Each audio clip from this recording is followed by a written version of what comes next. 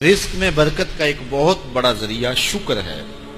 ارشاد فرمایا لَإِن شَكَرْتُمْ لَأَزِيدَنَّكُمْ، اگر تم شکر کرو گے وہ تمہیں اور زیادہ عطا کرے، اور اگر تم شکر نہیں کرو گے وَلَئِن كَفَرْتُمْ، کفران نعمت کرو گے، إِنَّ عَذَابِي لَشَدِيدٌ، تو پھر میرا عذاب بڑا سخت ہے۔ رزق کے اضافے کا ایک اور بہت بڑا سبب انفاق فی سبیل اللہ ہے۔ اللہ فرماتا ہے جو تم خرچ کرتے ہو تو جو چیز تم نے نکال دی اس کی جگہ اللہ تمہیں اور عطا کر دیتا ہے۔ بعض کا ہمارا یہ ہوتا ہے کہ کوئی آدمی مالی بحران میں آ گیا تو وہ کرتا کیا ہے کہ جو راہ خدا میں دینے کا کھاتا تھا پہلے اسے کلوز کرتا ہے۔ یہ فلاں مدرسے کو دیتے ہو یہ بھی بند کر دو، یہ مسجد کو دیتے ہو یہ بھی بند کر دو، یہ فلاں غریب کو دیتے ہو یہ بھی بند کرو، حالات ٹائٹ ہو گئے ہیں۔ لیکن 5 گاڑیاں ہیں تو 2 گاڑیوں پہ گزارا کر لیا جائے، پیٹرول بچے، یہ نہیں ہو سکتا۔ گھر کے لچھن وہی ہیں لیکن بند کہاں سے کیا؟ جہاں سے رزق آنا تھا۔ ہمیں تو یہ حکم دیا ہے جب رزق تنگ ہونے لگے صدقہ دے کے رب سے کاروبار کر لو، صدقے سے تمہارے رزق میں اضافہ ہوگا۔ یہ رب کا وعدہ ہے اور اللہ کے وعدے جھوٹے نہیں ہو سکتے۔ رزق کی برکت کا ایک اور بہت بڑا ذریعہ النکاح ہے۔ فرمایا اگر تم نکاح کرو گے تم فقیر ہو وہ تمہیں غنی کر دے گا۔ لوگ کہتے ہیں بچہ پیروں پہ کھڑا ہو لے تو پھر نکاح کریں گے۔ اللہ کہتا ہے تم نکاح کرو ہم پیروں پہ کھڑا کر دیں گے۔ ہمارا فلسفہ اپنا ہے، اس کا حکم اپنا ہے۔ وہ کہتا ہے ابھی تو یہ اپنے لیے نہیں کماتا تو جو آئے گی اس کو کہاں سے کھلائے گا؟ میاں جس نے آنا ہے اس نے اپنا رزق لے کے آنا ہے۔ تو بچوں کی شادیاں کرو، اگر وہ جوان ہو گئے رزق نصیب ہو۔ اپنے اہل خانہ کو نماز کے حکم دینے سے رزق بڑھتا ہے، کیونکہ جو صبح کا وقت ہوتا ہے یہ رزق کے بٹنے کا وقت ہوتا ہے، اور جس گھر میں صبح کے وقت لوگ سوئے ہوئے ہوتے ہیں وہاں بے برکتیاں ہوتی ہیں۔ تو طلوع فجر سے لے کر کے طلوع آفتاب تک اپنی اولاد کو، بیوی کو، بچوں کو نہ سونے دیں۔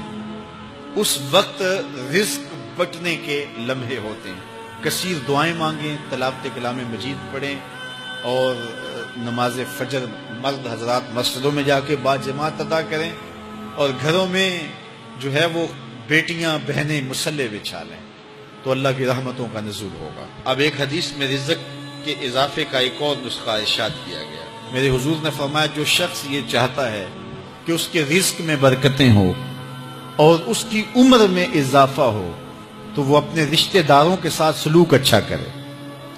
رشتہ داروں کے ساتھ اگر اچھا سلوک کرو گے تو پھر تمہارے رزق میں برکت ہو۔ غریب ہیں تو ان کی مدد کرو، ان کی بیٹیوں کی شادیاں اپنے ذمے لے لو اگر اللہ نے آپ کو وسعت دی ہے، ان کی پریشانیاں بانٹ لو، ان کا قرضہ ہے تو اتارنے کی کوشش کرو، ان کو مشکلات سے نکالنے کی کوشش کرو۔ تم ان کو مشکلات سے نکالو گے اللہ تمہیں مشکلوں سے نکالے گا۔ تمہارے رزق میں بھی برکتیں ہوگی اور تمہارے مال میں بھی برکتیں ہوں۔ فرمایا بہتر صدقہ وہ ہے جو ناراض غریب رشتہ دار کو دیا جائے۔ اگر وہ پھنس گیا ہے، مجبور ہے، ناراض ہے، تو اس کو اگر دیں گے تمہارا نفس اس میں شامل نہیں ہوگا، تو یہ افضل صدقہ ہے جو ہر صورت میں قبول ہی قبول ہے۔ رزق کے اضافے کا ایک اور سبب الاحسان الی الضعفاء، جو کمزور لوگ ہیں ان کے ساتھ اس نے سلوک کرنا۔ الانفاق علی طلبۃ العلم، طالب علموں پہ خرچ کرنا، یہ بھی رزق میں اضافے کا سبب اور ذریعہ ہے۔ وہ حضرت بابا فرید نے کہا نا چھٹا رکن دین کا روٹی ہے۔ گھر میں کچھ نہ ہو تو پھر نہ نماز اور نہ ہی دیگر امور کی لذت آتی ہے، تو یہ رزق فراواں اور وسیع اور مبارک نصیب کر دے اللہ۔ تو اس کے لیے ایک اور وظیفہ میں دیتا ہوں، اور وہ یہ کہ مغرب کے بعد 21 مرتبہ سورۃ الکوثر پڑھ لیں، کثرت ہو جائے گی انشاءاللہ۔ اول خدوشی پڑھ لیں، 5-7 منٹ لگتے ہوں گے، تو سورہ کوثر 21 مرتبہ روزانہ مغرب کی نماز کے بعد پڑھیں، اور اگر بہت زیادہ مسائل ہیں تو ہر نماز کے بعد پڑھ لیں، تو انشاءاللہ آپ دیکھیں گے کہ گھر میں برکتیں اترتی محسوس ہوں گے، انوار کا نزول ہوتے محسوس کریں گے۔ تو یہ وہ رزق کے اسباب ہیں، اگر ہم اختیار کر لیں تو ہم اللہ کی خاص رحمتوں کے حقدار ہوں گے۔ اللہ ہم سب کو رزق حلال، رزق وسیع، رزق سہل، رزق مبارک، رزق فراواں نصیب فرمائے۔